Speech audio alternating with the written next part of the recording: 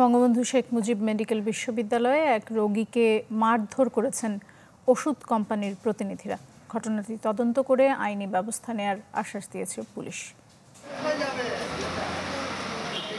Bangabandhu Sheikh Mujib medical বিশ্ববিদ্যালয়ে চিকিৎসা নিতে এসে ওষুধ কোম্পানির প্রতিনিধিদের হামলার শিকার হন আনিসুর রহমান সুমন নামের এই রোগী।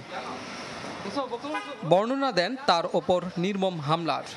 ঔষধ কোম্পানির বিভিন্ন যে প্রতিনিধি আছে ওরা ওখানে সবার এই যে ডক্টর দেখানো আসার পরে ওই প্রেসক্রিপশনগুলো নিয়ে খালি ছবি উঠাচ্ছে। তো আমি বললাম এখানে যে ছবি উঠাচ্ছেন তো এই ছবিগুলো তো মানে রুগীদের তো সময় নষ্ট হচ্ছে। তা আপনি বলার কি বলেই কী করলো, ওরা মনে করেন যে একজন কী করলো ধাক্কা দিল, ধাক্কা দিয়ে আমাকে এক সাইড করে বললো, আরেকজনে টান দেওয়া নিয়ে গেলো, টাইন নিয়ে আসে একবার নিচে লো পরে পিটাই আজকে মেরে। ওখান থেকে সিঁড়ির কাছে নিয়ে গেছে, টানে আসে নিয়ে এরপরে আমাকে মনে করেন যে এই তারা ইচ্ছা মতো আমাকে মারল। 999-এর কলে হাসপাতালে ছুটে আসে শাহবাগ থানার পুলিশ।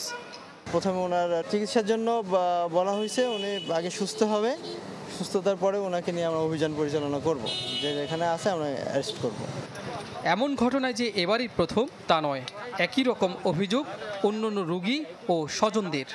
যেহেতু তাদের ব্যবসা চালাতে হবে, মেডিসিন চালাতে হবে, ওষুধ কোম্পানিগুলো তাদের এজেন্টকে লাগিয়ে রাখে, তারা বেতন পাবার জন্য এগুলো করে। ডাক্তার যেহেতু ওষুধ লাগে 2টা, সেখানে তারা ওষুধ কোম্পানির কথাবার্তায় আন্তরিকতা কি 10টা ওষুধ লিখছে, যেখানে রোগীর লাগবে 2টা সেখানে 10টা, 10টার কাছে লাগছে 20টা।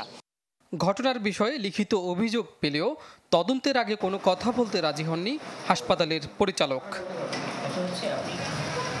হাসপাতালটিতে চিকিৎসা নিতে আসা রোগীরা জানান, ওষুধ কোম্পানির প্রতিনিধিদের দৌরত্ব বন্ধ না হলে বাড়তে থাকবে রোগী হয়রানি।